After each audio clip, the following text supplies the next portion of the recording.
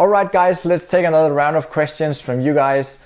And first, thank you so much for all your engagement and all your questions and comments on this channel. I really enjoy creating this channel. It's been just exactly a year now and I've just passed 6,000 subscribers and I'm really excited about that. And of course that's all thanks to you because you comment on the videos and you upvote them and all that good stuff. Thank you so much for that.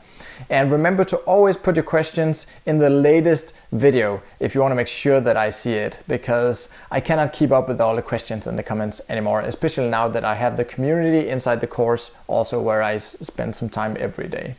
So the first question here is, what happens to the rankings when you write multiple articles on the same subject? An example here is red carpets, but with different angles.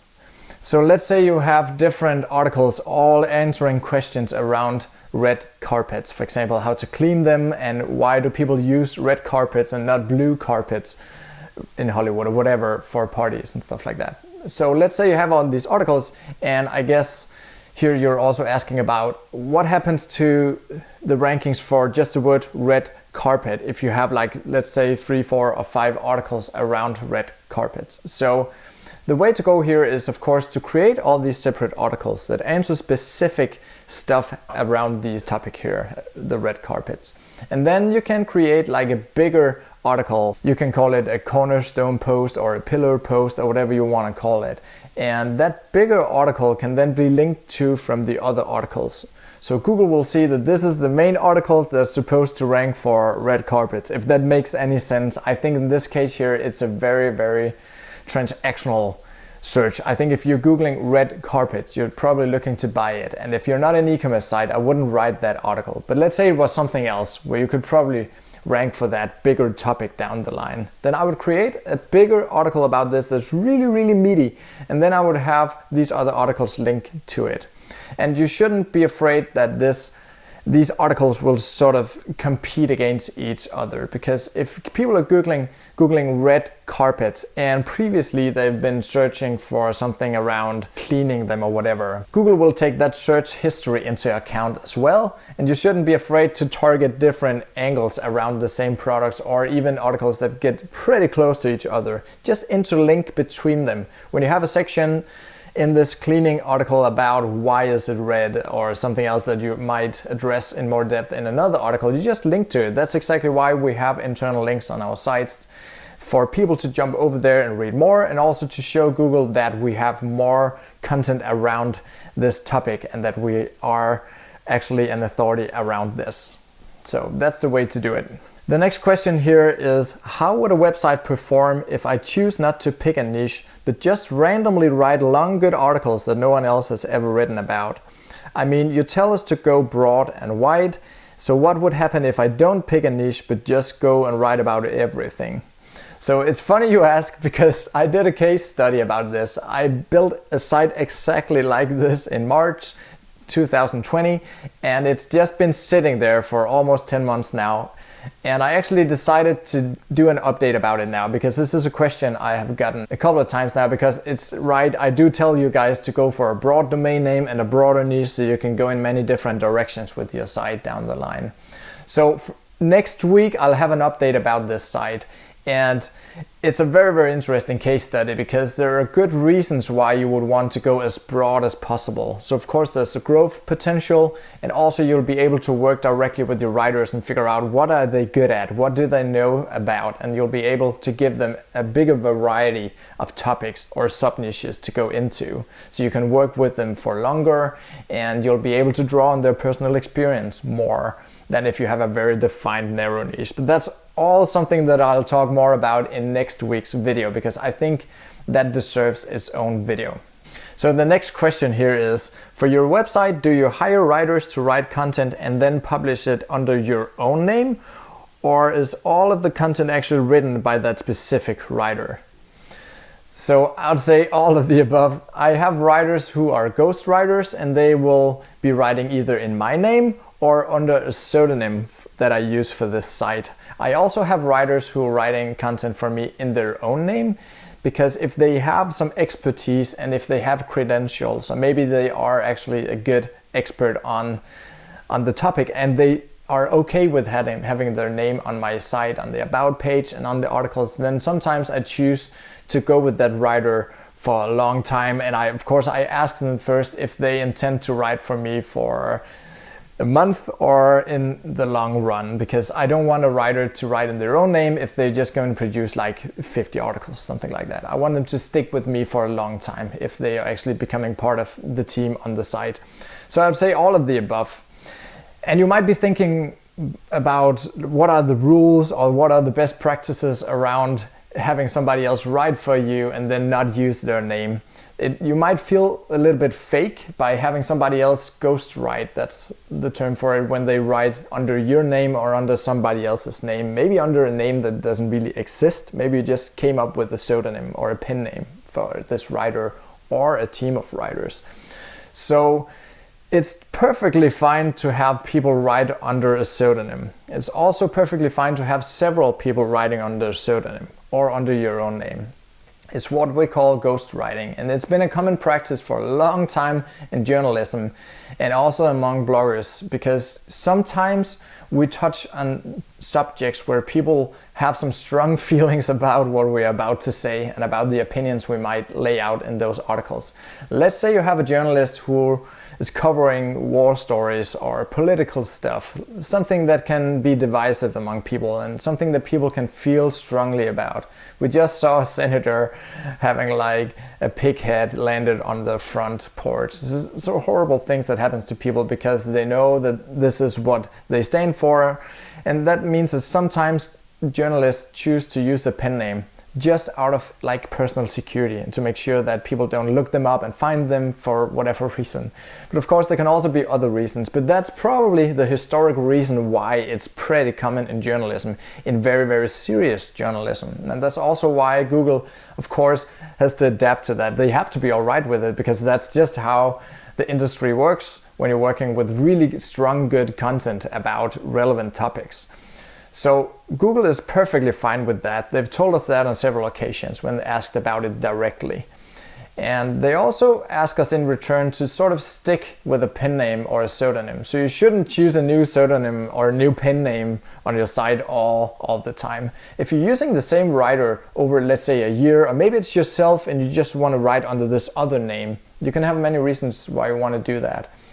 Maybe you have a job and you want to create a blog that your boss not necessarily have to find and know about, that you're actually working on this project as well. So there's many reasons for that. But you can totally do that. Just use the same pen name over a long period, I would say, like constantly. Just stick with the same pen name. Don't shift pen names for the same writer or for yourself.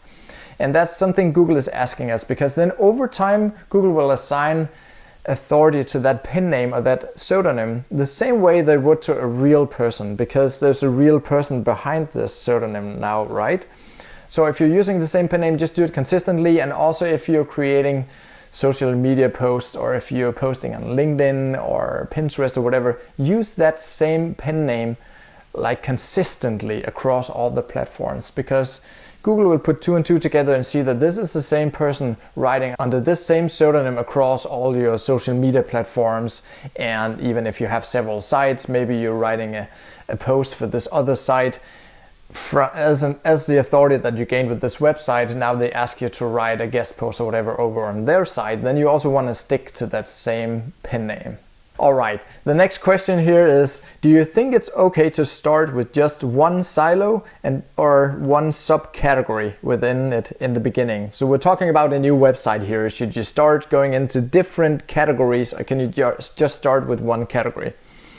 And one could expand subcategories and silos gradually. Any downsides to this? I think this is a great way to do it. That's how I always do it. I always start out with one subcategory. So there's a few things to think about here. So first of all, you should definitely start with one subcategory, at least for a while. I would say at least to 20 or 30 articles down the road, because by doing that, we'll avoid that Google just see that you're all over the place, like we're going to talk about next week. We'll see how that site performs when you're not sticking to one category or one silo, you can call it. A silo is just a fancy word for a category of articles, like articles around the same sub niche or the same product or whatever. So I would say start going for a batch of maybe 20 or 30 articles around the same topic, the same sub niche, because then Google will see that you have what we can call topical relevance. They'll see you as an expert around this product or this sub niche of yours. Could be a hobby, it could be something else, it could be a lot of things. But there's another thing to take into account here, because down the line when you've written like 20, 30 or 40 articles about the same product or the same sub niche, I would advise you to go into other sub niches. And of course you can do that if you have a broad domain name like we talked about. So now that you have a broad domain name, you can go into other sub niches. You don't have to only talk about this specific product. You can talk about this product as well, and so on, and answer all the questions people have over here. So by going into different sub niches, let's say you have a tech site, you don't want to only write about microphones. You also want to have articles about, let's say, cameras or computers or something else. So by going into these different sub niches, over time you'll be able to see how much money you're making with ads and also with affiliates, and also just to see how well the content is doing in Google, to see how much traffic you're getting and how much money you're making per article.